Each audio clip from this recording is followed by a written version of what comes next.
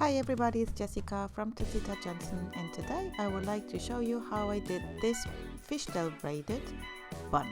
I love it because I love the texture and it's quite easy to do. So keep on watching and you will learn step by step how to achieve this style.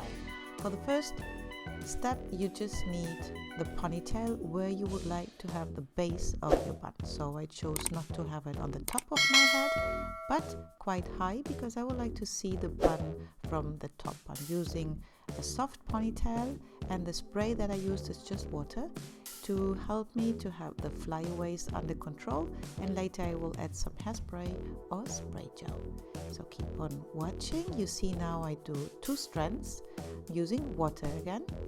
This makes it very easy to tame my quite thick hair.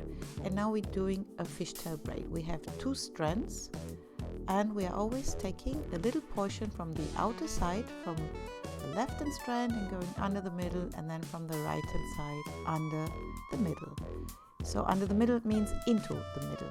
So take always with one finger a bit and then bring it to the middle. You can do this until the final end.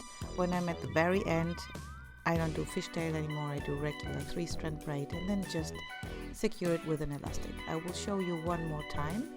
You need 2 strands and then you take just from the outer strand a little portion into the middle between the 2 strands. From the right side, little portion. I'm always taking my index finger, separating a small part and then bringing it into the middle. We can speed this up. You just try on a mannequin or on yourself or on your kid, and then you just practice. When you reach the end, just make sure you use a little elastic to secure the braid. Now you have 2, and I'm taking this powder before I'm going to pancake. So I'm using a lot. That makes that the hair sticks together while you're bringing it. Oof, that was too much. So it helps you to make the braid wider. So look, I'm just pulling the outer edges, like massaging the braid, and then you have much wider braid. And I love how it looks when I do the fishtail technique, because it's, I don't know, a bit more delicate. What do you think? Leave me comments down below, and you can also always request which style you would like to see next, so don't be shy, just let me know. And we're doing this on both braids, so just pull the outer edges, make it wider. If you're new here, please don't forget to subscribe. I'm very happy about any new follower. Now we're taking the first braid and I'm wrapping it around the base. Make sure that before you use any bobby pin, you hide the end under the braid. Hold it in place and now pin it down, secure it close to your scalp.